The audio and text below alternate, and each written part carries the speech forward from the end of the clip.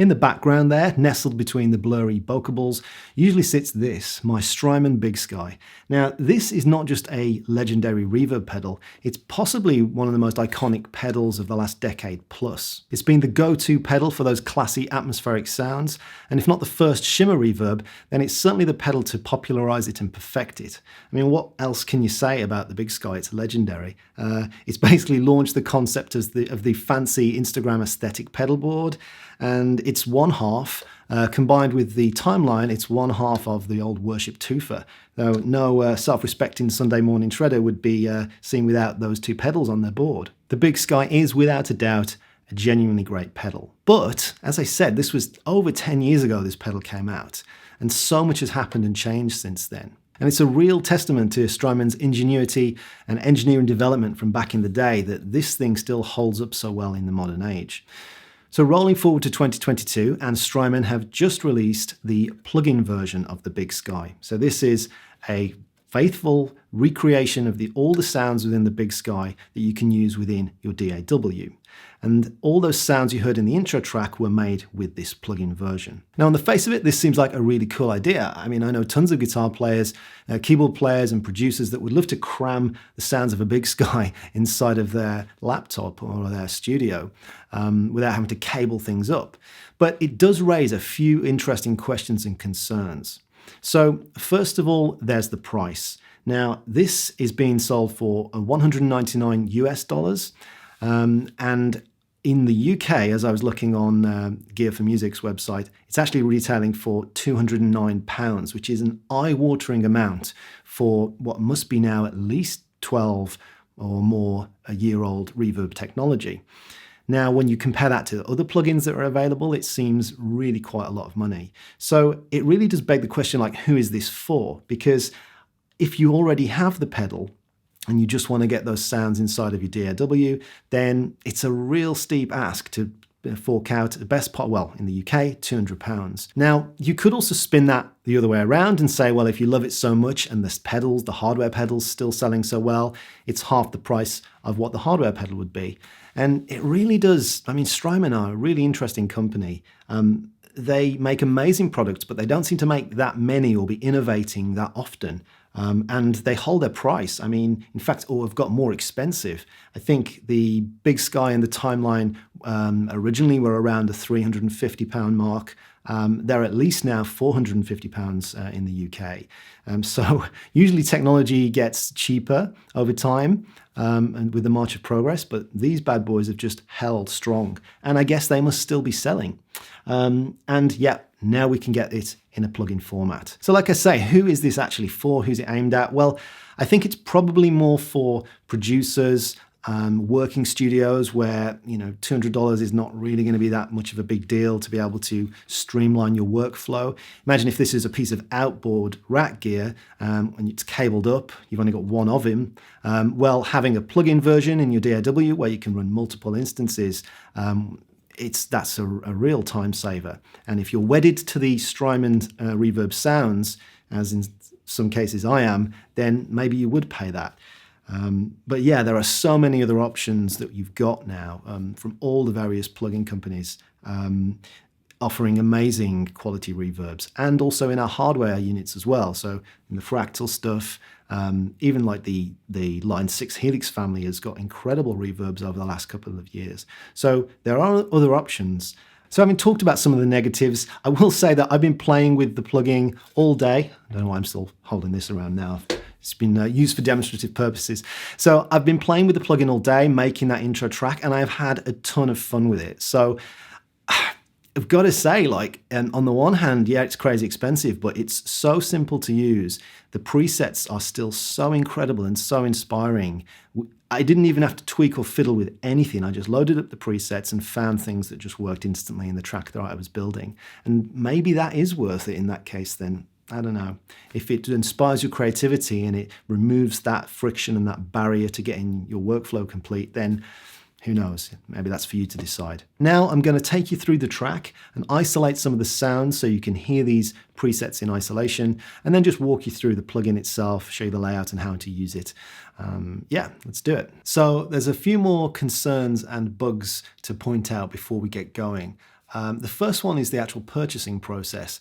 If you live outside of the USA, you can't really buy it from, well, you can't buy it direct from the website. You have to buy it from a third-party retailer. And for digital software, that seems crazy to me. I understand, being a software developer myself, the complexities to some of this, but really that's a hurdle that you should just jump through. I mean, it seems kind of weird to not be able to just buy it direct from the website in this day and age. And then there's the installation process, which brings me to the problems. Now, I know some people have had issues on Windows, and I've now had an issue just now on my M1 MacBook. So I was recording the project on my iMac and then transferred it across to the M1 MacBook, and the plugin crashes every time. So I can sort of, in the screen recording here, if I go to a track within the project and try to load it, it just spins and spins and spins. Now, interestingly, I can still play the track and the plugin is working, but it's like the interface isn't loading. But if I create a new track and then load a new instance of BigSky and then open it up, ta-da, you now get the interface window. So there's clearly there's like a bug there on the M1 as well. And then the whole like installation authorization process, it's wedded to an iLock account, which is absolute nightmare. I can't stand this software authorization stuff. I get piracy is a thing, but man, it's a pain in the ass. So to switch between the iMac and the laptop, I have to go through this dance every time with the iLock account, and it's just been a nightmare. Anyway, let's get into it and show you the actual plugin itself. So the interface itself is really nice and obviously reminiscent of the hardware unit. And for those of you that are not familiar with the BigSky at all, they call them reverb machines, I think, is it? Machines or engines? And there are 12 of them here, and these are all the types of reverb that we have. And then you have the settings on the knobs and the parameters along the top row there. And then also we've got this additional panel here, this black panel, where that sort of changes and shows you different parameters and settings based on which reverb engine or machine you've got loaded at any given time. And then we have, alongst the top, we've got the input and output, the drop-down menu for the presets, these really awesome Strymon presets, which I think are the same presets as in the hardware unit. Save button, and then buttons to bypass the effect and change the size of the window here. So it's pretty straightforward and simple to use, and I guess is even easier than the hardware unit. You don't have to go through that sort of LCD, or is it LCD menu in order to change parameters. So the BigSky is known for its over-the-top atmospheric cloud and shimmery sounds, but it also does killer rooms, halls, plates, springs, all the meat and potato reverb sounds that you need as well. And that's the first thing that loads up when you launch an instance of the plugin. It's the studio time preset, which is based off of a room type reverb, and perfectly pleasant.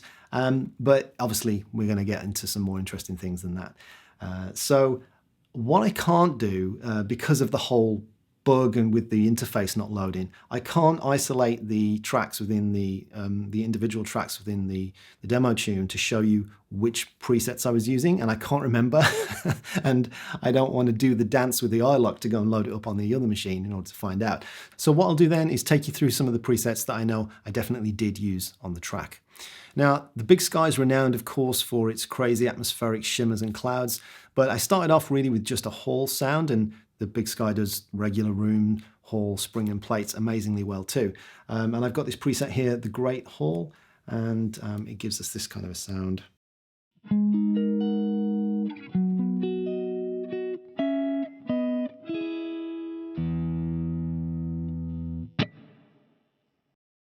Of course, there is an awful lot of the cloud reverbs in this track, so I'll show you some of the presets that I used there.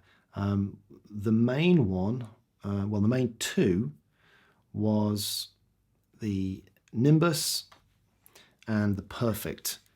So this is, we get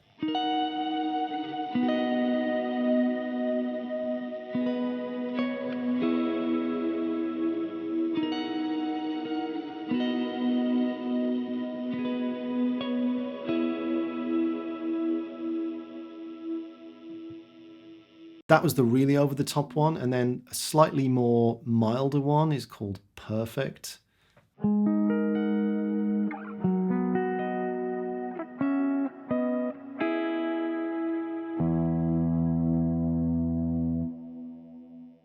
Yeah, in fact, actually, it was the Perfect preset that I used for the kind of chorus melody with all the harmonics, which is really cool, which goes like this.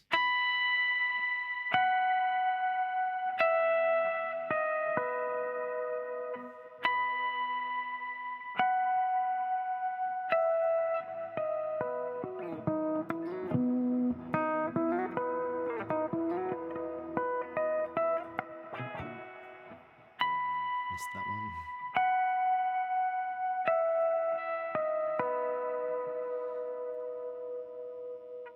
And then I found some sound effects type stuff. So the sort of swell before we go into the solo used, what was it?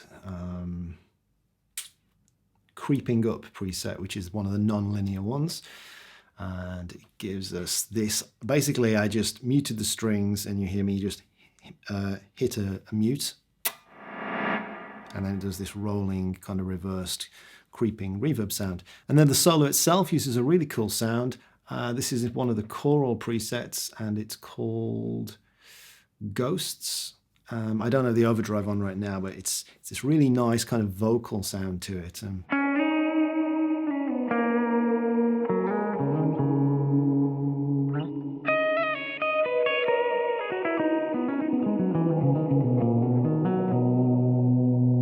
Very choral.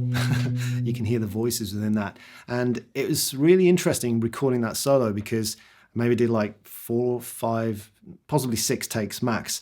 But I had to sort of rein myself in every time because the tendency I have is to play lots and lots of notes.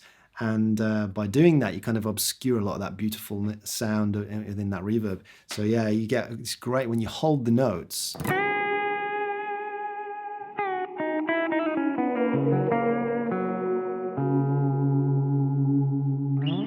With the overdrive as well. I can't reach over to change it on the XFX, but yeah, it sounds amazing if you listen to it in the context of the track.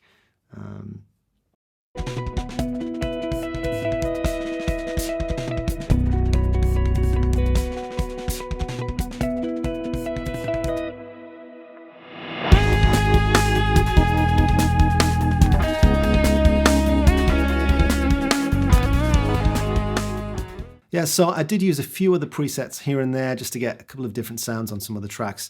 And I did, in fact, try experimenting with reverb on the bass and the drums, but it just got too messy. I specifically chose dry drum sounds and a dry bass sound as to keep that separation, to just put the focus and the spotlight on the guitar with the reverbs.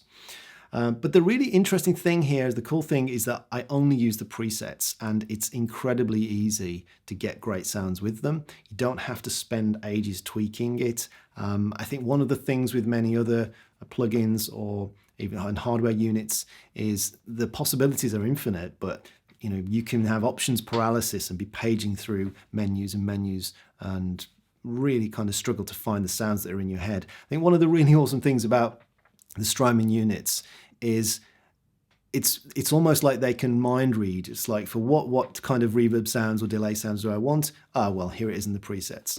And I think they kind of do a very good job, much like Fractal do with their amp modeling presets, is that they're absolutely killer out the box. So that's all I used. So that is the Strymon BigSky plugin. It's available now. It's easily purchased from their website if you're in the US. It's a bit of hoops you've got to jump through if you want to get it outside of the US right now. I would have liked to have shown you a lot more of those specific presets within the context of the track, but bugs and crashes have evidently prevented me from doing that. But hopefully it's given you a taste about what are the kind of sounds you can get from the plugin if you're new to the BigSky and the Strymon sound in general, or if you're coming to it having owned the pedal, you've got an idea of how it actually works and the interface and all that within the DAW. Overall, I mean, my takeaway from it is that I don't think it's worth it. It's not worth the money. It's too expensive. However, I've had a ton of fun with it. So maybe I'd wake up tomorrow and think it is worth it. It's a little ambiguous ending to this. Basically, I think Strymon have you over a barrel if you want that particular sound. despite all of the advances and all of the amazing things from other companies, there is still a particular thing about their algorithms which sound really, really cool. It's a great, interesting move. Strymon have been, you could say, maybe resting on their laurels for a long time. I would love to have seen like a BigSky 2 or a Timeline 2, or, you know, pushing the boundaries forward yet again. That's not what they're doing. They're releasing a plugin version. But I am excited because you've got to think, haven't you? You've got to think that the Timeline plugin is going to be the next one. So that'll be you get another $200 for that, I'm presuming. Okay then, so I think that's everything for this video. I mean, what do you guys think? What's your take on it? Do you think it's a good value? Is it too expensive? Do you like the BigSky in general? Are there any other of your favorite reverbs that you're really into? What other plugins would you suggest for me to try? Cheaper ones, perhaps. Thanks so much for watching the video. If you've made it this far, then maybe think about hitting that like button, subscribing to the channel, and hitting the bell for notifications of new videos. If you want to get lessons with me, then please do check out my app Solo for learning fretboard visualization. You can get that on the iOS store and the Google Play Store. I've got lessons on my website, so full tutorials and courses.